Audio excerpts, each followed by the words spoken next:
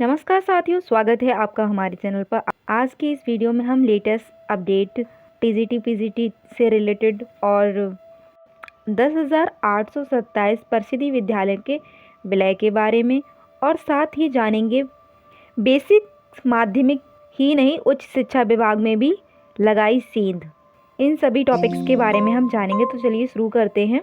STF के नाम पर फर्जी नोटिस भेजकर डीआईयूएस और बीएसए ने कॉन्फिडेंशियल इंफॉर्मेशन लेने वाली गिरोह की करतूतें लगातार सामने आ रही हैं। नए खुलासे में पता चला है कि ये जालसाजों का गिरोह बेसिक या माध्यमिक शिक्षा तक ही सीमित नहीं था, बल्कि उच्च शिक्षा संस्थानों तक भी अपना जाल फैला चुका था। टारगेट बनाया गया है आगरा के भीमराव अंबेडकर यूनिवर्सिटी के एक अधिकारी को। एसटीएफ सोर्स के मुताबिक गिरोह ने यूनिवर्सिटी की परीक्षा नियंत्रक कंट्रोलर ऑफ एग्जामिनेशन को एसटीएफ अधिकारी बनकर एक फर्जी नोटिस भेजा। इस नोटिस में एक टीचर से जुड़ी कॉन्फिडेंशियल फाइल्स मांगी गई। दबाव बनाकर यह जानकारी व्हाट्सएप के जरिए प्राप्त भी कर ली गई। जिस टीचर को इस गिरोह ने टारगेट किया था वो टारगेटेड टीचर थे ऋग्वेद सिंह। जानकारी भेजने की तारीख 4 जुलाई थी। कॉलेज चित्रगुप्त महाविद्यालय मैनपुरी। यहाँ के कार्यालय अध्यक्ष संजीव सक्सेना को भी इस टीचर के लिए फर्जी नोटिस भेजकर डिटेल दी गई थी।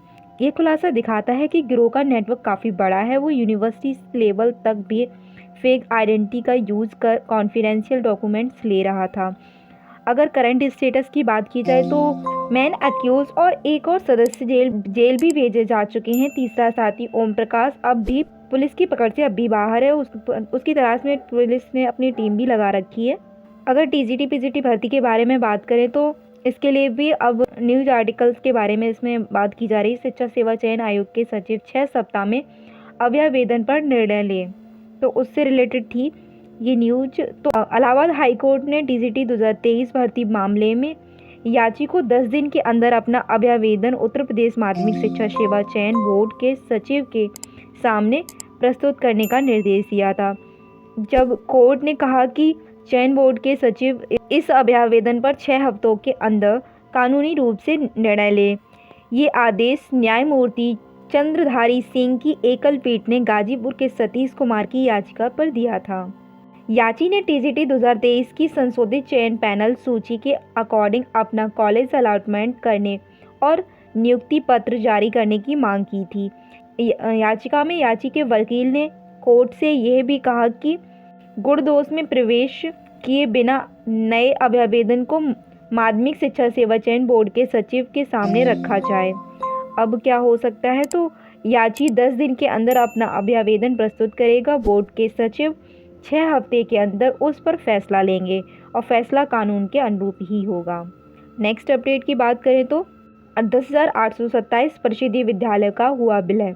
आंगनवाड़ी केंद्रों की शिफ्टिंग का निर्णय ले लिया गया है। प्रदेश में कम नामांकन वाले 10,827 परिषदीय विद्यालयों का बेसिक शिक्षा विभाग ने विलय पेयरिंग कर दिया है। अब इन स्कूलों के खाली भवनों में आंगनवाड़ी केंद्र को शिफ्ट किया जाएगा। इसके बाल विकास एवं पुष्टाहार विभाग सर्वे करे। विभाग की प्रमुख सचिव लीना जौहरी ने इस संबंध में सभी डीएम को पत्र भेज दिया है।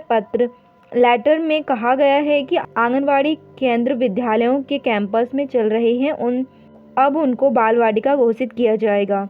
स्थानीय स्तर पर बनेगी कमेटी। डिस्ट्रिक्ट लेवल पर सीडीओ की अध्यक्षता में एक नई कमेटी बनेगी, जिसमें बीएसए, जिला कार्यक्रम अधिकारी, बीईओ और उससे संबंधित बाल विकास परियोजना अधिकारी शामिल होंगे। इन्हें 15 दिन में सर्वे पूरा करने का निर्देश भी दिया गया है। 500 मीटर के अंदर केंद्रों को ही शिफ्ट किया जाएगा। प्रमुख सचिव ने स्पष्ट किया है कि सिर्फ आंगनवाड़ी केंद्र को शिफ्ट किया जाएगा, मैक्सिमम 500 मीटर की दूरी पर हो। इससे ज़्यादा दूर के केंद्रों को नहीं शिफ्ट किया जाएगा। यदि स्कूल्स के भवन सुरक्षा के लिहाज से ठीक नहीं है, जैसे कि उनकी बिल्डिंग टूटी फूटी है, वहाँ व्यवस्था ठीक नहीं है, तो ऐसे में आंगनवाड़ी सेंटर को वहाँ शिफ्ट नहीं किया जाएगा, क्योंकि वहाँ चल ही नहीं सकता। टीचर्स और यूथ के विलय के खिलाफ है आंदोलन। परिषदीय स्कूल के विलय के विरोध में टीचर्स और युवाओं ने social media platform x, Twitter पर अभियान चलाया जो कि काफ़ी देर तक नंबर 1 ट्रेंड करता रहा। डीएलएड मोर्चा के प्रदेश उपाध्यक्ष विशु यादव ने बताया कि लाखों लोगों ने इस अभियान में भाग लिया। उन्होंने कहा कि यह विलय आरटी अधिनियम के उल्लंघन है। बाल वाटिका और बच्चों के भविष्य की तैयारी। मुख्य सचिव ने कहा है कि स्कूलों के विलय का उद्देश्य रिसोर्सेज का बेहतर उपभोग किया जाए, बच्चों को क्वालिटी एजुकेशन देना। उन्होंने कहा है कि आंगनवाड़ी केंद्रों को अब जब स्कूल भवनों में शिफ्ट किया जाएगा तो ध्यान रखा जाए कि ये केंद्र 3 और 6 वर्ष के बच्चों के लिए ही होते हैं। और जिलावार संख्या, जैसे कि कई जिलों में आंगनवाड़ी केंद्र अब भी पंचायत भवन या अन्य बिल्डिंग्स में चल रहे हैं, जिनको अब स्कूल की खाली भवन में शिफ्ट कर दिया जाएगा। 28 जुलाई को जिला स्तर पर विरोध और ज्ञापन भी या संयुक्त संघर्ष संचालन समिति ने 28 जुलाई को सभी जिलों में जिला अधिकारी के माध्यम से सीएम को ज्ञापन देने का फैसला किया है। समिति के नेताओं ने विलय के कदम की बहुत निंदा की है। कहा है कि ये कदम दलित, पिछड़े वर्ग और गरीब बच्चों को शिक्षा से वंचित करने का है। रसोइयों और अनुदेशक के पद भी समाप्त हो जाएंगे इस हिसाब से अगर विलय होता रहा तो। आरके निगम महासचिव ने कहा है कि अन्य संगठनों को भी इस विरोध में जुड़ना चाहिए और सरकार पर अपना दबाव बनाना चाहिए, जिससे कि कोई सरकार की भी प्रतिक्रिया दिखाई पड़े। आज की वीडियो में बस इतना ही। मिलते हैं अगली वीडियो में एक लेटेस्ट अपडेट के साथ। तब तक के लिए जय हिंद, जय भारत। वीडियो को एंड तक देखने के लिए थैंक यू सो मच।